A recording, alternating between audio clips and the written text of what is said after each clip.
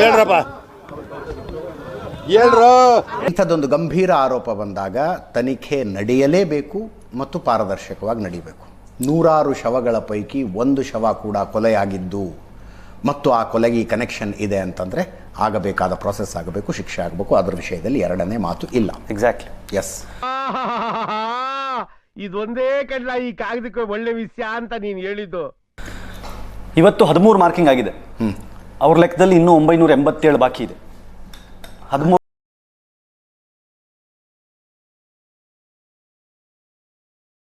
Numbering ಆಗಿದೆ. Total 1000 case ಅಲ್ವಾ?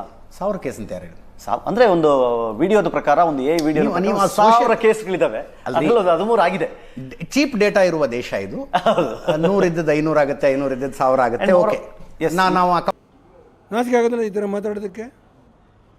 ಕಂಪ್ಲೇಂಟಿಗೆ ಒಳಪಟ್ಟು ಮಾತಾಡೋಣ. ಆತ ಬರೆದಿರುವಂಥ ಇವತ್ತು ಏನು 13 ಪಾಯಿಂಟ್ಗಳು ಮಾಡಿದ್ದಾರೆ. ಅದರಲ್ಲಿ ನಮ್ಮ ಸುವರ್ಣ ರಿಪೋರ್ಟರ್ ಹೇಳ್ತಾ ಇದ್ದಂಗೆ 1-1.5 ಕಿಲೋಮೀಟರ್ ಒಳಗಡೆ ಹೋಗಿ ಹೂತಿರುವ ಜಾಗವನ್ನು ತೋರಿಸಿದ್ರು ಅಂತ.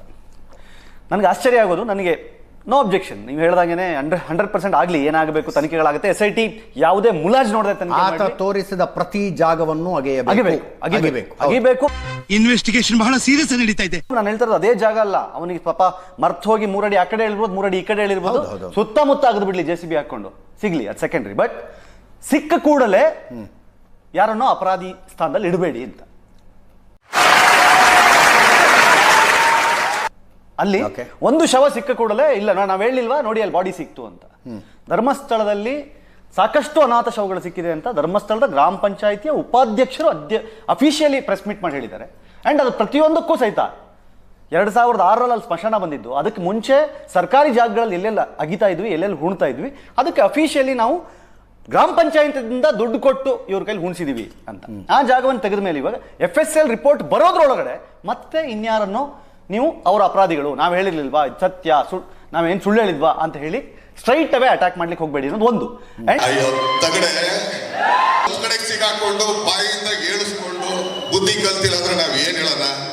ಇದು ಧರ್ಮಸ್ಥಳದ ಒಂದು ವಿಚಾರದಲ್ಲ ನಾನು ಹೇಳ್ತಾ ಇರೋದು.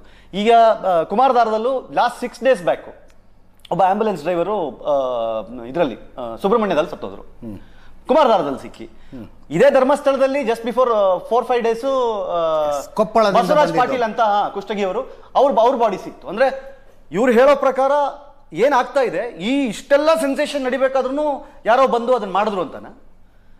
ಹಂಗಲ್ಲ. ಬಟ್ ಬಾಡಿ ಸಿಗುತ್ತೆ, ಬಾಡಿ ಸಿಗ್ಬೋದು. ಇವನೇ ಹೂಡಿರೋದಾದ್ರೆ, ಇವನಿಗೆ ಕಾಸು ಕೊಟ್ಟು ಗ್ರಾಮ ಪಂಚಾಯತಿ ಅವ್ರು ಹೂಡಿರೋದಾದ್ರೆ 100% ಅಲ್ಲಿ ಸಿಗ್ಬೋದು ಬಾಡಿ. ಆದ್ರೆ ಬಾಡಿ ಸಿಕ್ಕ ಮಾತ್ರಕ್ಕೆ ಸಂಭ್ರಮಿಸಬೇಡಿ ಅಂತ ಅಷ್ಟೇ ನಾನು ಹೇಳ್ತಾ ಇರೋದು. ಅದೇ FSLಗೆ ಹೋಗ್ಲಿ, ರಿಪೋರ್ಟ್ ಬರಲಿ, ಏನಾಗುತ್ತೆ, ಯಾರ ಬಾಡಿ ಅನ್ಐಡೆಂಟಿಫೈಡಾ, ಅದಕ್ಕೆ ಕೊಟ್ಟಿದ್ರ ಸ್ಟೇಟ್ಮೆಂಟ್ಸು, ಎಷ್ಟು ಅಮೌಂಟ್ ಕೊಟ್ಟಿದ್ರಿ, ಅದು ಗಂಡ ಹೆಣ್ಣ, ಎಷ್ಟು ಏಜು ಎಲ್ಲ ಗೊತ್ತಾಗುತ್ತೆ. ಅಲ್ಲಿ ತನಕ ಸ್ವಲ್ಪ ತಾಳ್ಮೆ ಇದ್ದೀರಿ ಅಂತ ಅಷ್ಟೇ.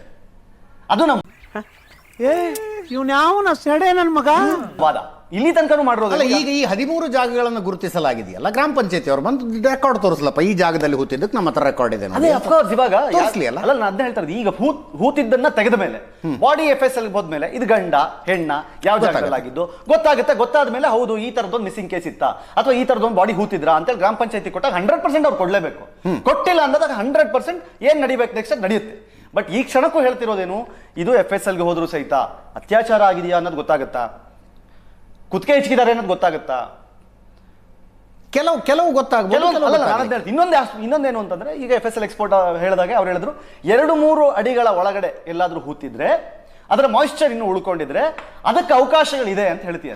ಒಬ್ಬನೇ ಮನುಷ್ಯ ಆಗಿರೋದ್ರಿಂದ ಒಬ್ಬ ಭೀಮ ಪಾಪ 60-70 kg ದೇಹವನ್ನು ಹೊತ್ಕೊಂಡೋಗಿ ಕಾಡೊಳಗೆ 1.5 ಕಿಲೋಮೀಟರ್ ಹೋಗಿ 8 ಅಡಿ ಅಂತೂ ತೊಡರಕ್ಕೆ ಚಾನ್ಸ್ ಇಲ್ಲ. ಮಗನು ಈ ಲೋಫರ್ ನನ್ನ ಮಕ್ಳು ಇವರಿಬ್ರು ಸೇರ್ಕೊಂಡು ಇವನ್ಕ ದುಡ್ಡು ಕೊಡೋ ನನ್ನ ಮಕ್ಕಳವ್ರೆ, ಅವ್ರ ಹೆಂಡ್ರು ಮಕ್ಕಳು ತಣ್ಣಗ ಇರ್ಲಿ, ನಮ್ಮ ತೋಡಿದ್ರೆ 2-3 ಪ್ರಶ್ನೆ ಮಾಡ್ಬೇಕೀಗ ಅಂತ ನಾನು ಹೇಳೋದು. ವೇಳೆ ಶವ ಅಲ್ಲಿ ಸಿಕ್ಕರೆ ಪಂಚಾಯತ್ ಬಳಿ ಆ ದಾಖಲೆಗಳಿಲ್ಲ ಅಂತ ತಿಳ್ಕೊಳ್ಳಿ. ಹೌದು, ಪಂಚಾಯತ್ ಬಳಿ ಆ ದಾಖಲೆಗಳಿಲ್ಲ. ಆವಾಗ ಭೀಮನ ಸ್ಟೇಟ್ಮೆಂಟ್ ಕರೆಕ್ಟ್ ಅಂತ. ಯಾವ ಶವ ಅಂತ ಅದೀಗ ಅದು FSL ಪ್ರಕಾರ ಅದರದ್ದು ಲಿಮಿಟೇಷನ್ಸ್ ಎಷ್ಟು, ಅದು ಮುಂದಿನ ಭಾಗ. ಆದರೆ ಶವಗಳಲ್ಲಿ ದೊರಕಿದ್ರೆ ಪಂಚಾಯತ್, ಈಗ ಉಪಾಧ್ಯಕ್ಷರೇನೋ ಹೇಳಿಕೆ ಕೊಟ್ರಿ ಅಂತ ಹೇಳಿದ್ರಿ, ಪಂಚಾಯತ್ ಉಪಾಧ್ಯಕ್ಷರ ಬಳಿ ಎಲ್ಲಿ ಉಳಿಸಿದೀವಿ, ಯಾರ್ದು ಉಳಿಸಿದೀವಿ ಅಂತಕ್ಕಂಥ ದಾಖಲೆ ಇಲ್ಲ ಅಂತಂದ್ರೆ then it will be a big thing.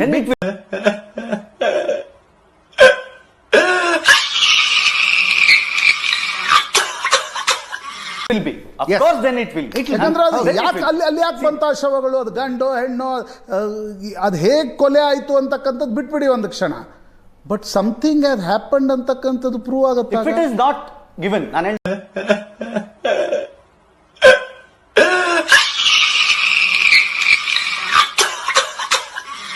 ಹೌದಪ್ಪ ಈ ಜಾಗದಲ್ಲಿ ಸಿಕ್ಕದ ಮೇಲೆ 100% ನೆಕ್ಸ್ಟ್ ಪಂಚಾಯತಿಗೆ ಹೋಗ್ಲೇಬೇಕು, ಹೋಗೇ ಹೋಗ್ತಾರೆ.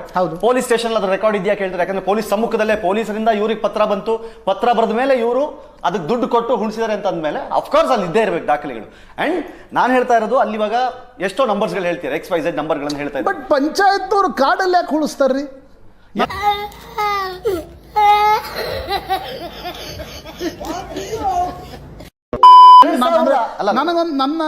ನನಗೆ ಅರ್ಥ ಆಗದೆ ಎಕ್ಸ್ಪ್ಲನೇಷನ್ 2006 ಸ್ಮಶಾನ ಸ್ಯಾಂಕ್ಷನ್ ಸ್ಯಾಂಕ್ಷನ್ ಆಗಿದೆ. 2002ರಲ್ಲಿ ಮಾರ್ಕಿಂಗ್ ಆಯ್ತು, ಪ್ಲೇಸ್ಮೆಂಟ್ 2006ರಲ್ಲಿ ಸ್ಯಾಂಕ್ಷನ್ ಆಯ್ತು. ಅಲ್ಲಿಯವರೆಗೂ ಅರಣ್ಯದ ಒಳಗೆ ಕಾಡಿನಲ್ಲಿ ಗವರ್ಮೆಂಟ್ ಜಾಗದಲ್ಲೇ ಉಳ್ತಾ ಇದ್ದಿದ್ದು. ಪಂಚಾಯತ್ ಬಳಿ ಆ ದಾಖಲೆಗಳಿವೆ, ಪಂಚಾಯತ್ 100% ಇದೆ ಅಂತ ಹೇಳ್ತಾರೆ ಅವರು, ಇದೆ ಅಂತ ಹೇಳ್ತಾರೆ. ತಗೊಂಡ್ಬರ್ಲಿ ದಾಖಲೆಗಳನ್ನು. ಎಕ್ಸಾಕ್ಟ್ಲಿ. ಈಗ ಈತ ಮಾರ್ಕ್ ಮಾಡಿದ 13 ಜಾಗಗಳು, ಇವತ್ತು ಮಾರ್ಕ್ ಮಾಡಿರೋ 13 ಜಾಗಗಳಿದಾವಲ್ಲ, ಚೆಕ್ ಬಂದಿ ಇದೆಯಂತೆ. ಚೆಕ್ ಬಂದಿ ಪ್ರಕಾರ ತೋರಿಸ್ಲಿ, ನೋಡಿ ಇದು ಇಲ್ಲಿ ಹೂತಿರೋದು ಅಧಿಕೃತವಾಗಿ ಹೂತಿರೋದು ನಮ್ಮ ಹತ್ರ ದಾಖಲೆ ಇದೆ ಅಂತ ತೋರಿಸ್ಲಿ. ಅದೇ ನಾವು ಜಸ್ಟ್ ಈ ಪ್ರೋಸೆಸ್ ಆಗಿದೆ, ಈ ಪ್ರೋಸೆಸ್ ಆದ್ಮೇಲೆ SIT ಅವರು ಅಲ್ಲಿಗೆ ಹೋಗ್ಬೇಕು. ಎಸ್, ಅವರನ್ನೇ ಕಳಿಬೇಕು, ಅವರನ್ನೇ ಕರಿಬೇಕು. ಎಸ್. ಸೊ ಅಷ್ಟು ಕಾನ್ಫಿಡೆಂಟ್ ಆಗಿ ಅವ್ರು ಪ್ರೆಸ್ ಮೀಟ್ ಮಾಡಿ ಹೇಳಿದಾರೆ ಅವತ್ತಿನ ದಿನ, ಹೌದು ಇಷ್ಟು ಹೆಣಗಳಾಗಿದೆ, ಇಷ್ಟು ಸತ್ತಿದ್ದಾರೆ, ಯಾವ್ದು ಸಿಕ್ಕಿಲ್ಲ, ಅದಕ್ಕೆ 10 ದಿನ ಕಾದಿದ್ದೀವಿ, ಪೇಪರಲ್ಲಿ ಕೊಟ್ಟಿದ್ದೀವಿ ಆಡು, ಅದೆಲ್ಲ ಆದ್ಮೇಲೆ ಯಾರು ಬರದೇ ಇದ್ದಾಗ ನಾವು ಅದನ್ನ ಹುಳ್ತೀವಿ. ಯಾಕೆ ಹುಳ್ತೀವಿ ಅಂತಂದ್ರೆ ನಾಳೆ ದಿನ ಯಾರಾದ್ರೂ ಬಂದು ಕೇಳಿದ್ರೆ ಇದು ನಮಗೆ ಸಂಬಂಧಪಟ್ಟವ್ರು ಯಾರೋ ಮಿಸ್ ಆಗಿದ್ರು ಅಂತಂದಾಗ ಅದಕ್ಕೆ ಸಂಬಂಧಪಟ್ಟ ಚಹರೆಗಳು ಮ್ಯಾಚ್ ಆದ್ರೆ ಮತ್ತೆ ಅವರ ಅಟ್ಲೀಸ್ಟ್ ಅವರ ಲಾಸ್ಟ್ ರೈಟ್ಸ್ ಧಾರ್ಮಿಕ ಪದ್ಧತಿಯ ಹೂಳಿದ್ದನ್ನ ತೆಗೆದುಕೊಡ್ತೀವಿ ಅಂತ. ಎಸ್. ಸೊ ಹಾಗಾಗಿ ಅಲ್ಲಿ ತನಕ ಬರಲಿ. जिस राह पे तुम चल रहे हो बेटा, एक दिन पूरी तरह फंसोगे. उस दिन मुझे याद करना, मैं पहुंच जाऊंगा. अगर तुम लोग नए हो तो सब्सक्राइब करो, वो जो लाल वाला बटन है उसके साथ स्कैम करो या फिर महफिल जमाओ, मुझे नहीं पता, बस क्लिक हो जाना चाहिए. अब मैं भी जा रहा हूं, मुझे